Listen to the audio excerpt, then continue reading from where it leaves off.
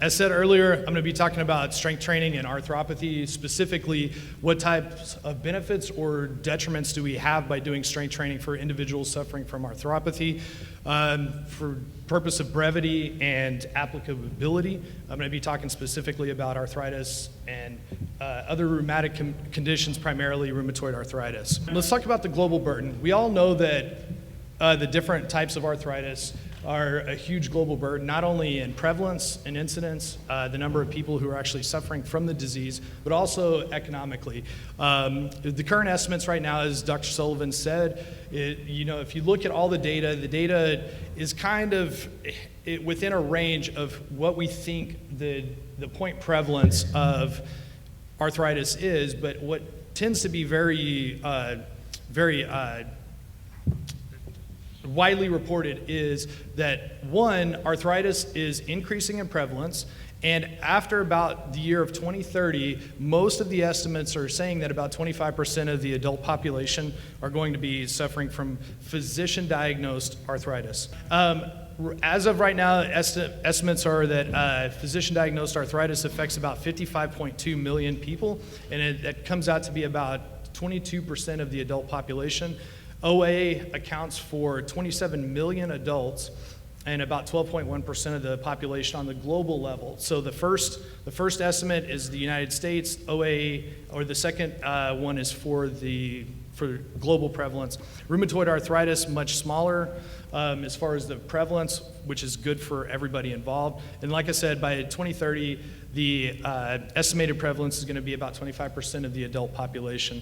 If you look at the entire adult population throughout the entire world, you're going to look at about 10% of people are going to have that at any time. All right.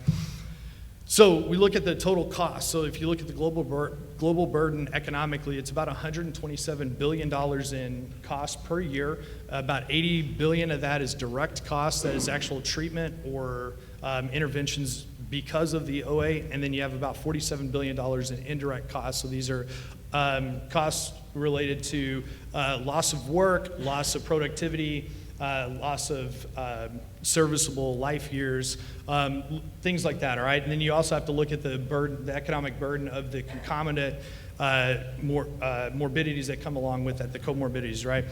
It's one of the leading causes of worldwide disability-adjusted life year. That is a World Health Organization, kind of a global look at not just the disease itself, but how does that affect somebody's life. And so I pulled this picture off of Wikipedia for the Creative Commons license. And if you look at this, what you're seeing is throughout the course of an entire life, you have periods where you have healthy life, where you are not disabled, you are not reduced in your capacity to participate in life activities, to participate in work, things like that, right? At different times throughout your life, you're going to have times where you have an injury, you have a surgery, you have something that happens to you that reduces your capability of doing that, and that's annotated by the red bars along this continuum. At some point, something happens where you become diseased or you become disabled to the point where you're no longer able to participate in that type of work or those type of activities.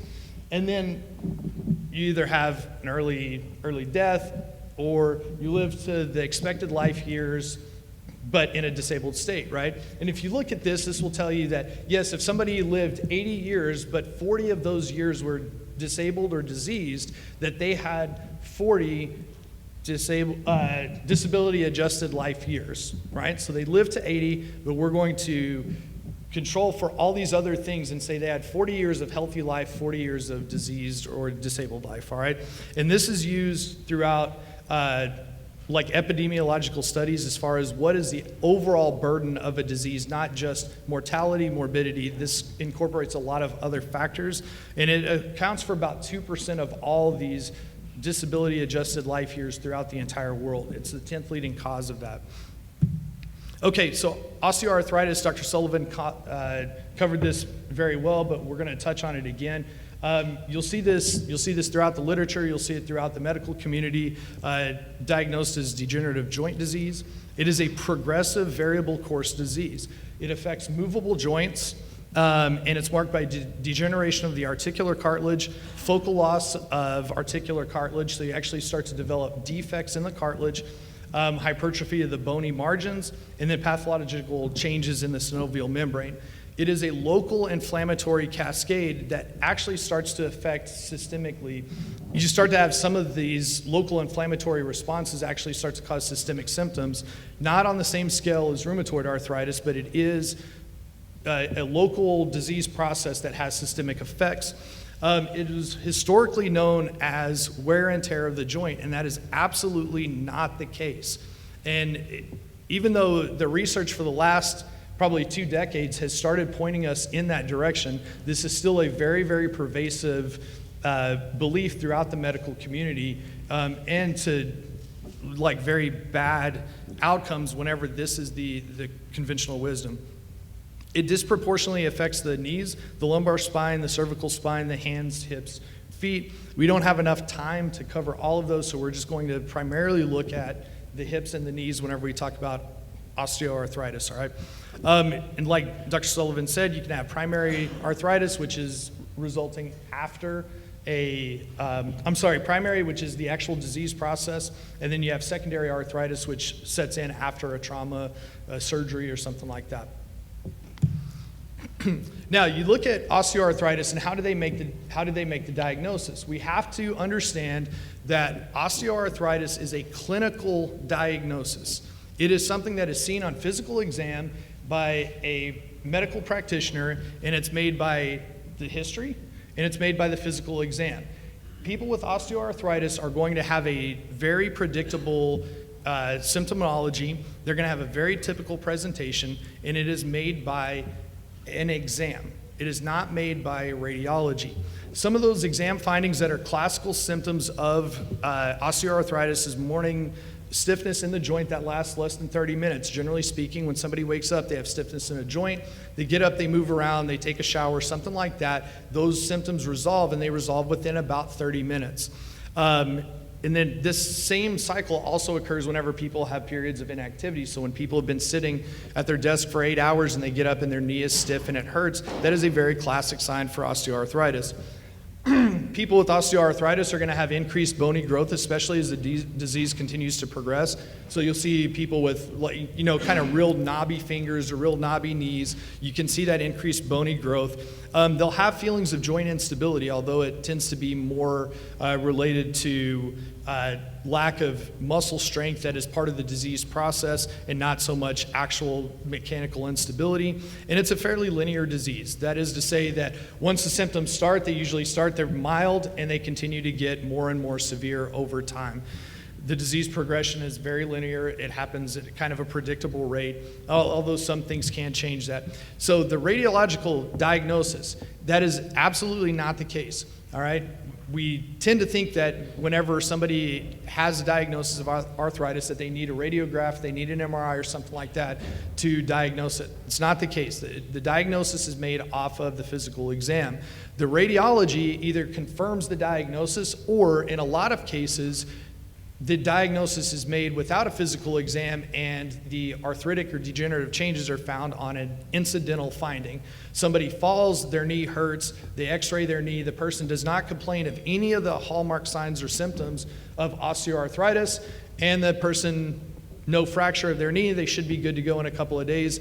Physician or the PT or whoever comes in and says, hey, by the way, you didn't break anything, but you've got horrific arthritis in your knee, and now that person now walks differently for the rest of their life because now they have been convinced that there is something wrong with their knee, even though they should be able to get better after a short period of time. So it confirms the diagnosis, it does not make the diagnosis. You can have people who are completely asymptomatic have horrific degenerative changes in their knee, and the radiographic evidence does not mean anything. The physical presentation, it means everything, all right?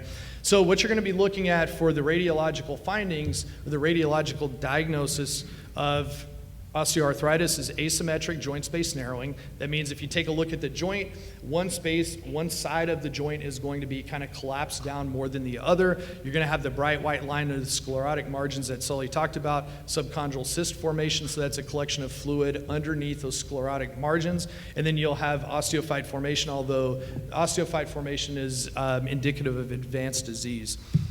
So this shows up a lot better than I thought that it would, but if I can turn your attention to this, this is not a human model. This is actually a cow, but I wanted to show you this because this was the absolute best picture that I could show to see this.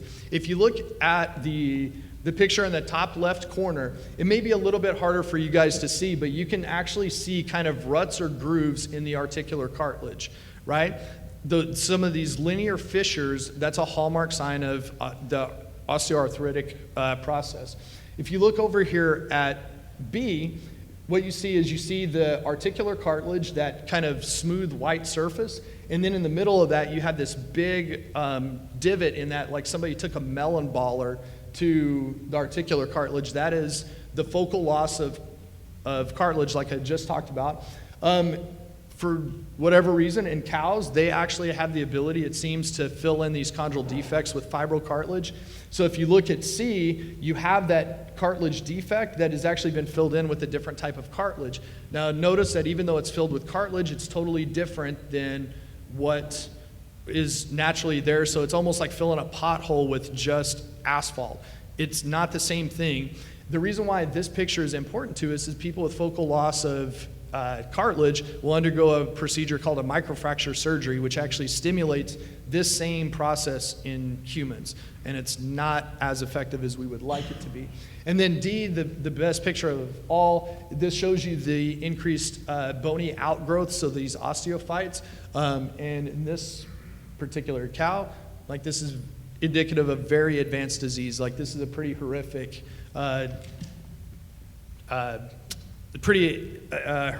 increased bony growth here. All right, so let's transition real quick over to inflammatory arthropathy. Inflammatory arthropathies, it's an umbrella term that incorporates about a dozen or so, maybe slightly more than that, different conditions, and they're all of differing etiologies. The one thing that ties them all together is that it's not just this kind of local inflammatory cascade with a few systemic effects. This is actually like a systemic disease that causes focal inflammation inside of the joint. And unlike osteoarthritis, which typically happens in a symmetrical fashion, this actually happens, osteoarthritis typically happens in an asymmetric fashion. Inflammatory arthropathies tend to be very symmetrical in presentation. So somebody isn't going to come in with one hand affected with rheumatoid arthritis. They will have both hands affected by that. It is a systemic, and rheumatoid arthritis particularly is a systemic autoimmune disease process. So that means that is the body's immune response has actually been switched over to attack native tissue, and that's what causes the destruction of the tissue. It's progressive and incurable. It's a very, very horrific disease process. It leads to total destruction of the joint, especially whenever it's not well managed in the early stages. And then, like Sully pointed out, that it has wide-ranging effects that can affect everything from the heart, the lungs, the transverse ligament of the cervical spine. It can actually cause rupture of the transverse ligament, which holds your C1 on your C2 and keeps them from translating off of each other. It can actually cause a rupture of that, and it most commonly affects the hands, the feet, and the cervical spine. Okay, so the clinical diagnosis of rheumatoid arthritis is because the disease it's progressive in nature, and because some of the beginning symptoms are very mild, a diagnosis of rheumatoid arthritis can actually take a long time, because it's once the disease process has progressed far enough to where you can make a very quick diagnosis where you start seeing all the hallmark signs. At that point, the disease has progressed enough to where you're not likely to regain all the function that they had. So the initial symptoms can actually range from starting within a couple of days to a couple of months, especially when somebody has had a recent infection and they start having rheumatoid arthritis type symptoms. That's something to be to look out for, because it happens in about 1 out of every 10 rheumatoid arthritis sufferers had a recent infection that started within about a week to 2 weeks before they started having the swelling. The main differences between rheumatoid arthritis as far as presentation with the patient or the client is that they're going to primarily complain about stiffness in the joints, primarily in the hands, that lasts longer than 60 minutes. So whenever they get up and they start moving around, they do not have an appreciable improvement in the symptoms as quickly as they do with osteoarthritis. There's a very, very, very hallmark sign of inflammatory arthropathy is this idea that the stiffness lasts for more than an hour. It takes them a very long time to get going. And whereas an arthritic joint, an osteoarthritic joint will have a very firm feel on palpation because of the increased bony growth. The drastic inflammation within a rheumatoid arthritic joint is going to feel very boggy. It's going to feel very boggy and swollen, almost like a water balloon. All right, and then an arthritic joint, not going to be very tender on palpation, and a rheumatoid arthritic joint is going to be very, very, very, very tender to palpation. And you're going to see a lot of hand involvement. That's going to be the first thing that usually, because they're smaller joints, you're going to start to see those changes a lot faster there than you would in the knee. And like I said, it's going to be a symmetrical presentation most of the time. The radiological and laboratory findings are absolutely necessary to make the diagnosis. You can't make the diagnosis of rheumatoid arthritis just on physical exam. It has to be made definitively by radiology and laboratory findings.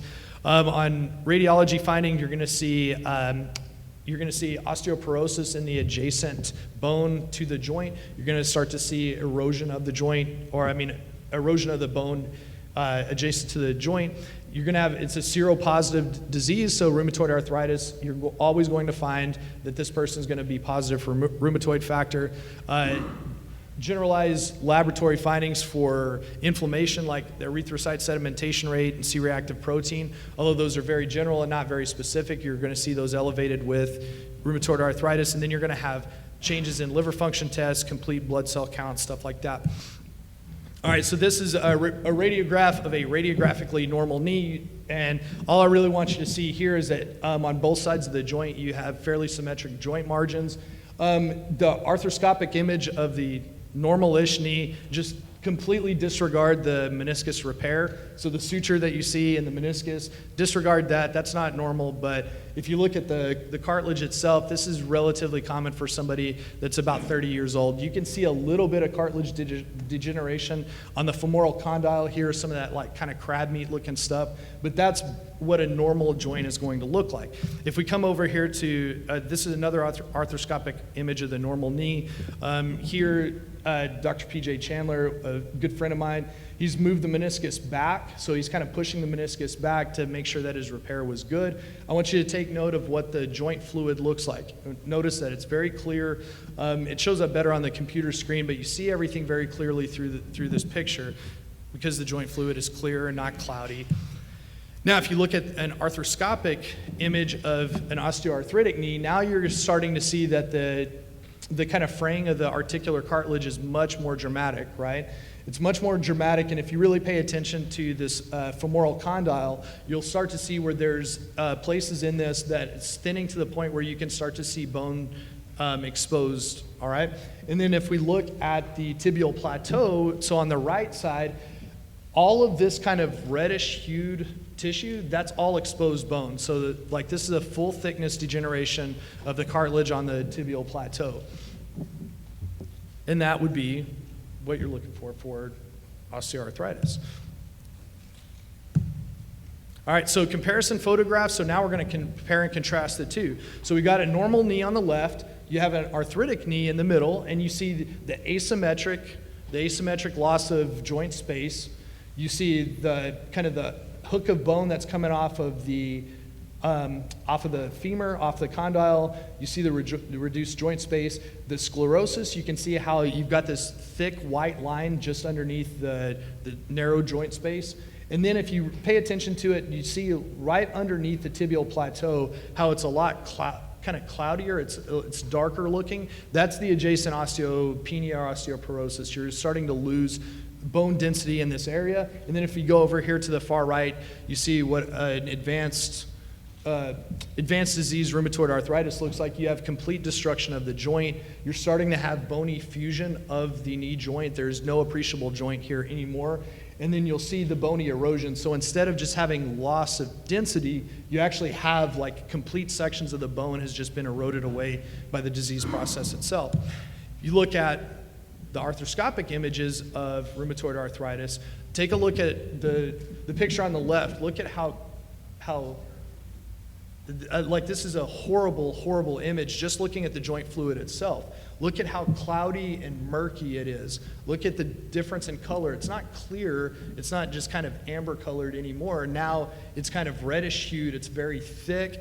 And this is what we know of as inflammatory joint fluid. So if you do an arthrocentesis of someone's joint and it comes out and it's this color and it's cloudy and murky and it doesn't have the same kind of, you squirt a dab of this stuff on your fingers, and normal joint fluid, if you kind of do this, the joint fluid will kind of stretch in between your fingers. This doesn't do that at all. And then if you look at the synovium, this is what Sully was talking about. The synovial pannus or the synovial villi, the synovitis, that's what this looks like. So it almost becomes like a neoplastic, or like, well, cancer is a neoplastic disease, right? So this tissue has actually become something different, and it proliferates almost the same way that like cancer does. And so with rheumatoid arthritis is almost like an endocrine secreting neoplasm. It's just not malignant like cancer. It's not the same exact thing, but it's very similar. So you've got Dr. Chandler here. He's got his debriding tool. They're going to go in there and clean all this out, and then in several years it's going to be back, because that's just the disease process itself. It's just meant to buy this guy some time. So let's look at the literature review on lower extremity osteoarthritis and the treatment. All right, so if you look at things like meta-analysis, systematic reviews, you have multiple authors that are studying different things. They're using different outcome measures. They're using different tests for strength, different tests for function. So what we have to do is we have to take these hundreds of studies, and then we have to try to compare them together. So what we do is, instead of looking at changes in one rep max or 5 rep max and only looking at studies that do that, we try to standardize the different effect sizes or the different changes, and this becomes what we call the standardized mean difference. So if I changed this by 10% and this by 10% and this by 10%, then we can standardize that to say that the changes were 10%, not just that we changed 1 rep max by 15 pounds in this, all right? So this is how we can compare different pools of data and actually compare them to get an idea of what's going on. And for brevity, this is a very gross oversimplification of breaking down literature, but we're gonna look at effect size, and it's broken down kind of in this bottom right corner. Generally speaking, about a 0.2 is what's termed a small effect size. So 0.2 to about 0.49, small effect size. Once you get to 0.5, moderate effect size, all the way to 0.79, and then anything above 0.8 is considered a large effect size. All right, so the treatment options for osteoarthritis, you got your non-pharmacological treatments, physical activity, exercise-based therapy. Physical activity, I should say, is like recreational activity, martial arts, walking, gardening, all those types of things.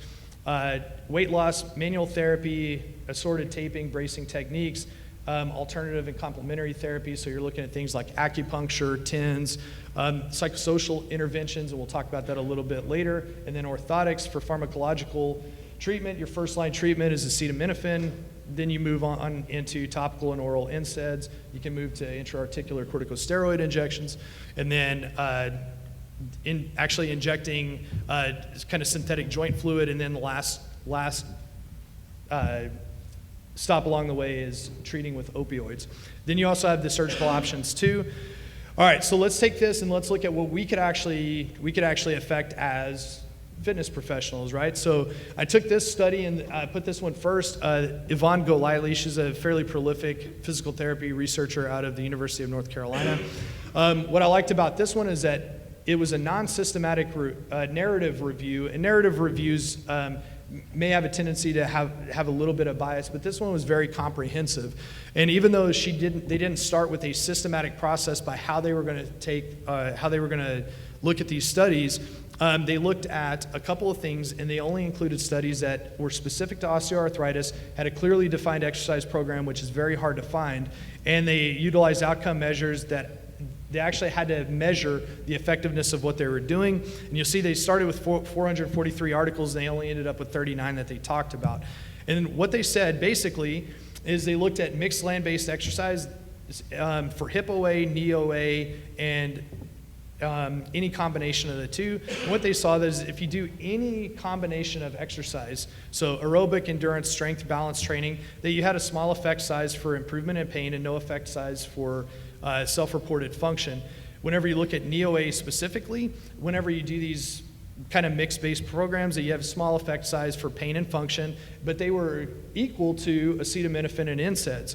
And what's really important for us is that they saw that greater improvements were seen over greater periods of time. So if somebody was seen more than 12 times, they actually had a larger effect size.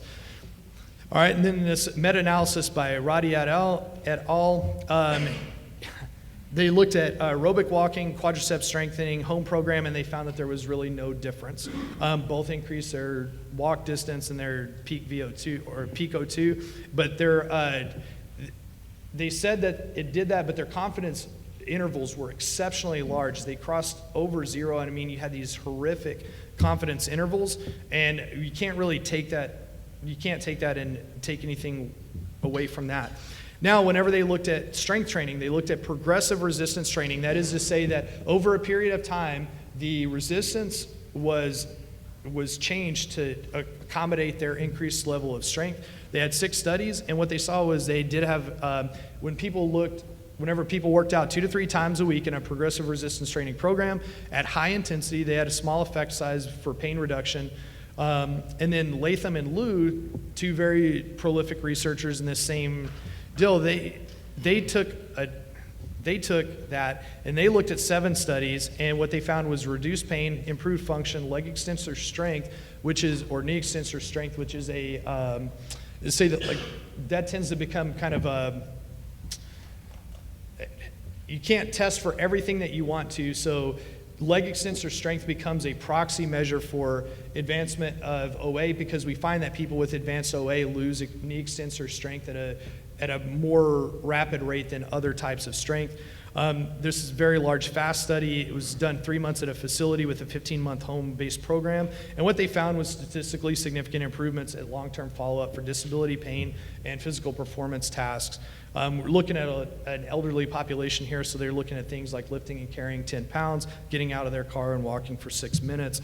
They also looked at water-based program versus land-based program, and what they found was that there was no effects noted for water-based program.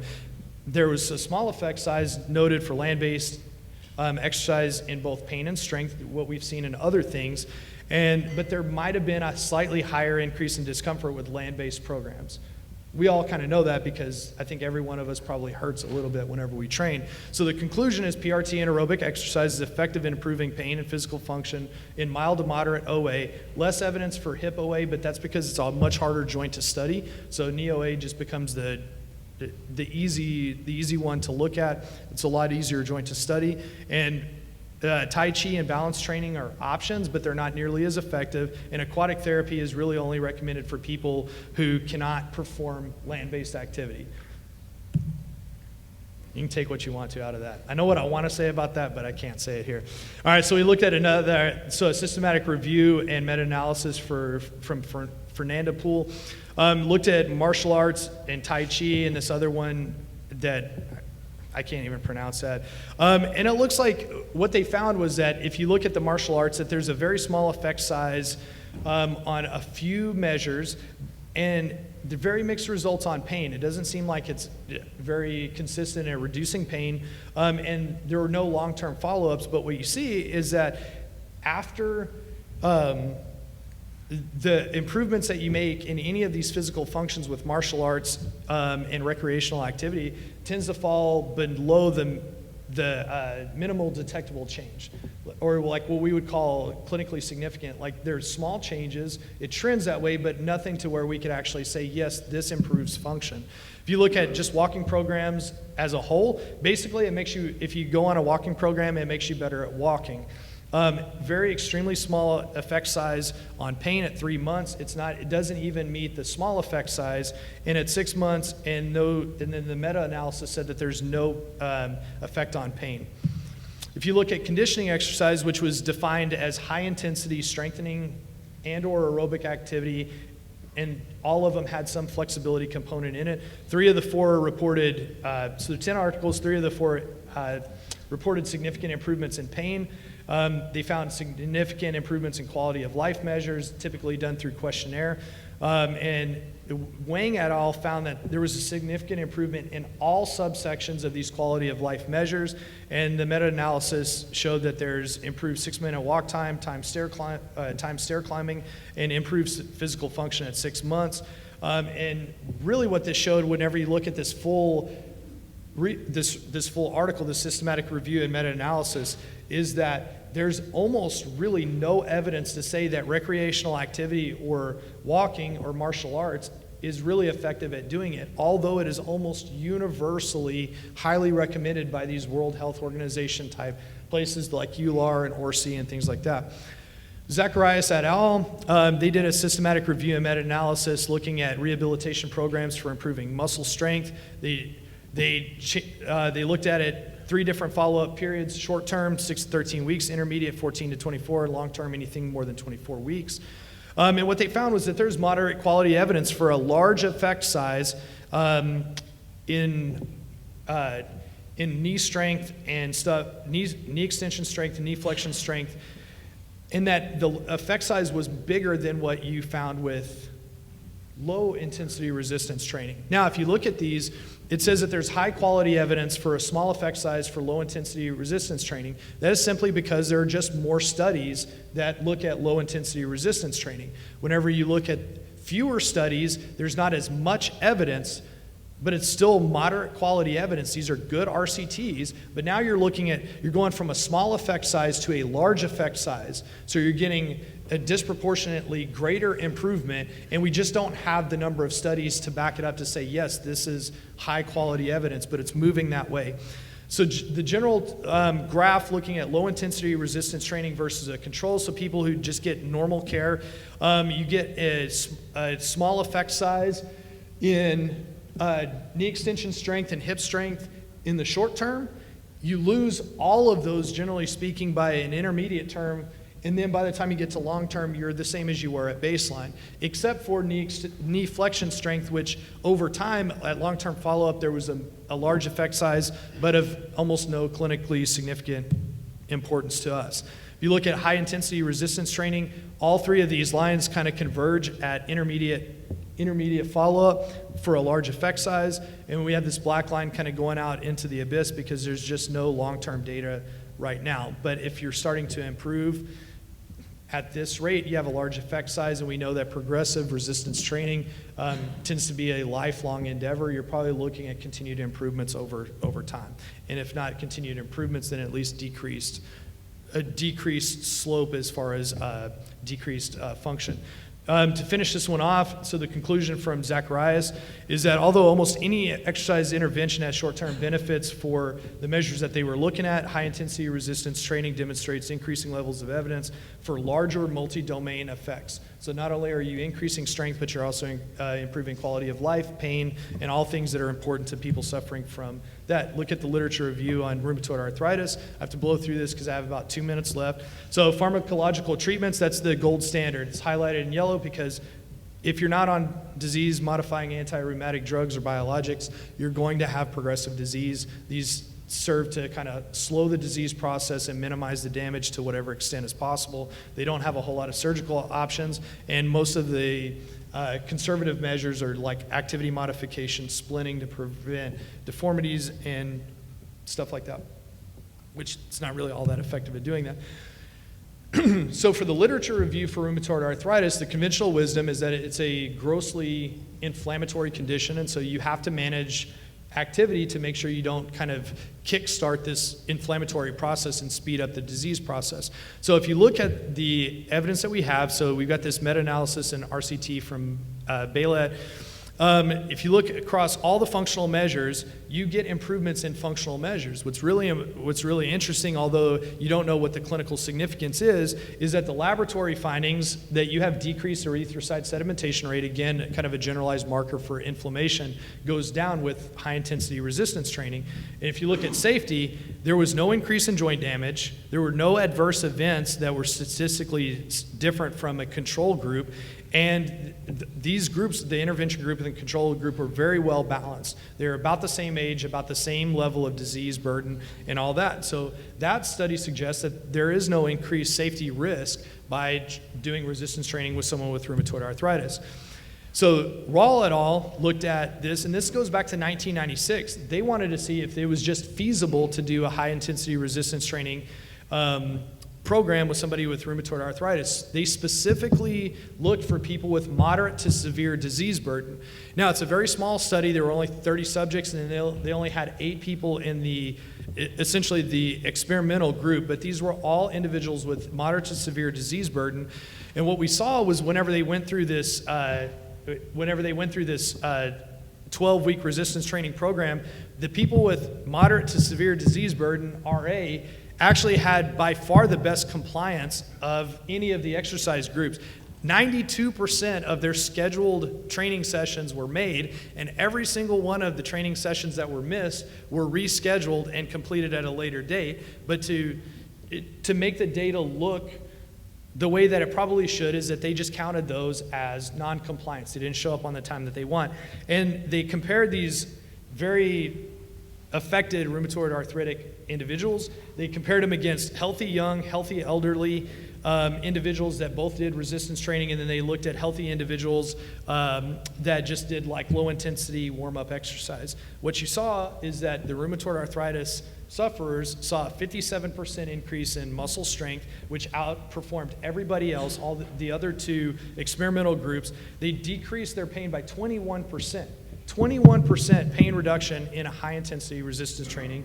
They decreased their fatigue. One of the hallmark systemic symptoms of rheumatoid arthritis, their subjective reports of fatigue was reduced by almost 40%, and they had functional improvements on all of the functional measures that were taken, and no increase in joint complaints, no increase in laboratory findings, and no adverse events whenever virtually 100% of these training sessions were done. And this was done at I believe it was either 70 or 80% of their 1 rep max. So this was actually the exercise selection. We can argue about that, but this was done as high intensity as you could probably do with these guys. Now you go back to 2017, the most recent randomized controlled trial that I could find. They had an experimental group, so an intervention group, a controlled group. This study, they only looked at people under 65 years of age, so likely they didn't have the same disease burden. Their primary outcome was looking at functional capacity, and then they also looked at other things, quality of life and things like that. And what they found was, just like we've seen plenty of times before, is that the quality of life was improved, pain was improved, functional capacity improved, and now you're starting to see that the quality of life and the functional capacity met the minimally clinically important difference. So now these changes were not only changes, but they were changes that mean something in the clinic. And for us, that means that that person is actually seeing these changes and they're reaping the benefits of the changes. Now, if you look at the summated conclusions, so I took all of those and looked at it. So high-intensity resistance training and progressive resistance training is feasible and safe for all of these reasons here. And you can read that yourself. All of this is incorporated in our conclusion statement or here at the end. All right, so other considerations real quick. So you've got your osteoarthritic on-ramp. You've got lifestyle factors or sequelae of trauma. Brings you into this kind of cycle that Sully was talking about. You start to have symptoms that leads individuals to try to self-intervene, so they reduce their activity, they change their activity. That almost always leads to increased symptoms, which then brings you back to more self-intervention, which increases your symptoms. And at some point, you're going to get tired of this little cycle going on in the top right, and you're going to go down to medical intervention. So you're going to see a doctor. They're going to give you a pharmacological intervention, which we know is maybe not, it's not inferior, but maybe not superior to just progressive resistance training.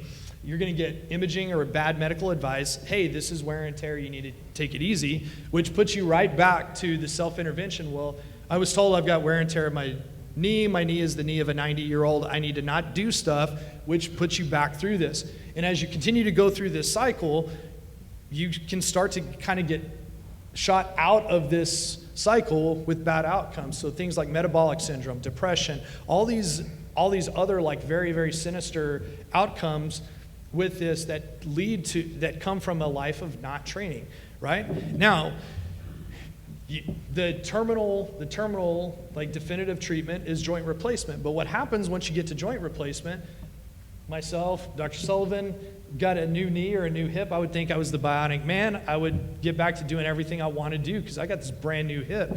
That's not what typically happens. What happens is people tend to go right back into this self-intervention where they reduce their activities because they want to protect this hip or this knee. But the off-ramp for all of this, if you look at the literature, is proper selection of high-intensity resistance training, aerobic exercise, and other lifestyle factors. Losing weight, don't smoke, get under the bar and train. All right, other considerations. So we talked about all these. Dr. Sullivan talked about this, metabolic syndrome, frailty syndrome, sick aging phenotype, but also depression. This one's really important to us because the prevalence of depression in arthritis sufferers is about 3 times the normal rate, all right?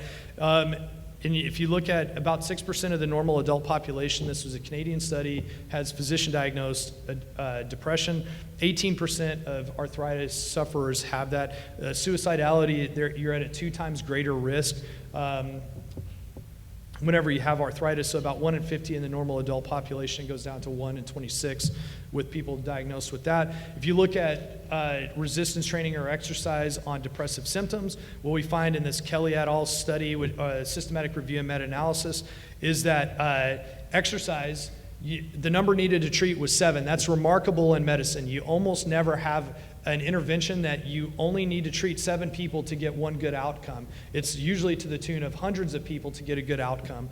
And that depression symptoms, and this one was talking specifically more about fibromyalgia than rheumatoid arthritis, although they're fairly similar in the depression incidence, is that there's a 38.1% greater reduction in depressive symptoms than pharmacologic interventions. They talked about specifically tricyclic antidepressants and selective serotonin reuptake inhibitors.